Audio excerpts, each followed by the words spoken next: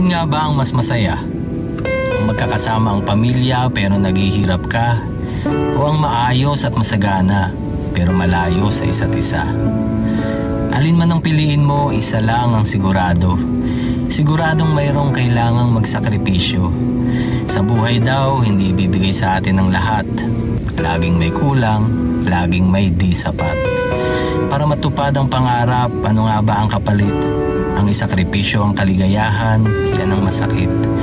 Pero dahil umaasa ka na magiging mas maganda ang bunga, ikaw ay susugal sa ngalan ng pagmamahal.